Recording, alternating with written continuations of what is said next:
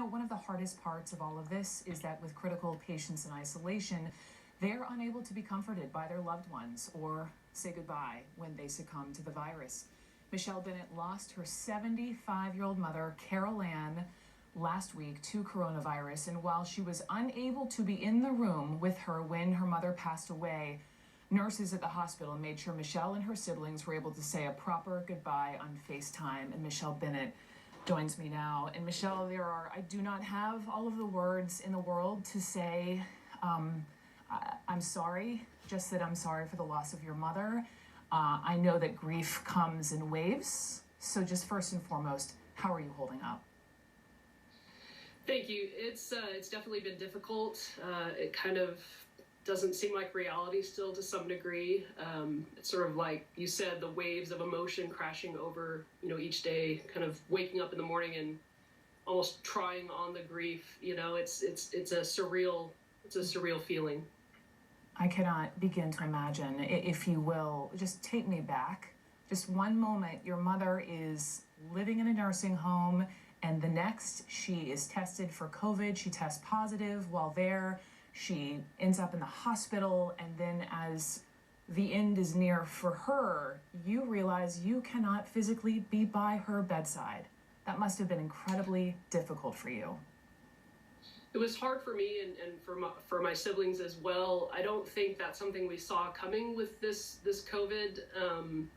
To be told, I'm sorry, it's against protocol, we're not allowed to let anyone in, and it's for our own safety and for our own well-being, and we understood that, but just not being able to be there and hold my mom's hand, rub her head, tell her the things that I wanted to say to her, it was such a helpless feeling. I can just remember the days leading up, feeling so frustrated and helpless and not being able to talk to her because she was, not conscious during that time, and I was just outside working in my yard. My yard's never looked better. It was the only thing I had any control over. It was just such a difficult time. No, to not be able to sit with your mother, as you said, to hold her hand, to brush her hair. I know my own mother's watching, and forgive me, but I feel for you. Thank you. So what happened? This charge nurse realizes that your mother is basically breathing her last breaths, and that is when she picks up the cell phone and FaceTimes you. Tell me what happened. So the nursing staff and the healthcare professionals at Swedish Issaquah Hospital were amazing. They knew we couldn't be with her. I could tell the emotion in both their and the doctors' voices of their frustration knowing we couldn't be there or risk the infection. So the nurse Tatiana at the end, she had called me about 10 o'clock at night and said, your mother's breathing is changing. We can see that it probably won't be much longer. I'm going to take my cell phone. So it was her personal cell phone, and I'm going to go and get dressed in all the protective gear I have to be in, and then I'm going to put the phone up to her face so that you can tell her you love her and say your goodbyes. And it was so touching just to know that I couldn't be there. And I said to the nurse, I said, can you please hold her hand? Can you rub her head? Can you pretend, we're there with her? And she said, she will not be alone. We will stay with her to the end. And so 10 minutes later, we get the phone call for FaceTime, and, she put it right up to my mother's face. And,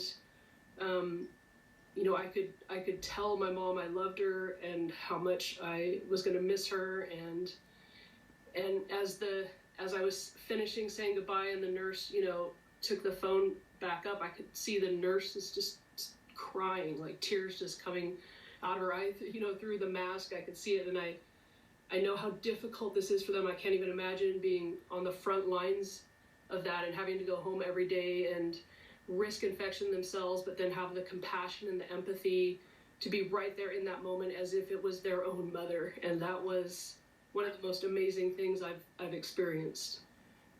Do you feel that your mother at least passed in peace? I hope so. I know she wasn't alone. That was the biggest thing for me, was her not to die alone, and the hope that was given by those nurses holding her hand and staying with her to the end. My mom was a nurse for 38 years, probably doing the same for other people. So it's amazing to me that that these nurses were able to give back to her in that way. What did you say to your mom exactly? I said, I love you very much. You know, every mother-daughter relationship has their trials. And we had been speaking a lot over the last couple months about the past and good times, bad times. And you know, I was just sort of processing it, and I never got a chance to say, hey, you know, bygones be bygones. You know, I forgive everything that we were talking about, just as she's forgiven me. And that was kind of the last moment. I forgive you, Mom. I love you. I know I didn't get a chance to say it. And, you know, it's so hard to express like what you're feeling and not being able to be there, your energy to be present in that moment. And, you know, I'm hoping, even though it was FaceTime and it's technology, you know, she could hear me, she could hear my voice. And I said, Mom, it's okay to pass on. It's okay to go now. Oh. Within an hour, she left. I think she needed to hear that. I think she was holding on until we were able to say, you know, it's okay to go. Yeah, love and forgiveness is a powerful thing. It's not even my own mother. My heart just grieves for you. My final question is just, have you spoken with the nurse, Michelle? And what would you want to say to these heroes at the hospital? I want to give them everything I have, you know, the world for their care and compassion. You know, one of them talked to my sister for 45 minutes after she was off shift, just comforting her on her own time. I want to hug them. I want to tell them how much they mean. I cannot thank them enough for that opportunity. I can't imagine not having had the opportunity to say goodbye, to say you can pass, to say I forgive you and I love you. Like I can't imagine not having had that, and they provided that. I can't even thank them enough. The gratefulness I have is just understated. Michelle Bennett, just thank you. Be well. Thank you. Thank you very much. Thank you so much. Thank you. Wow. Ooh, Detroit.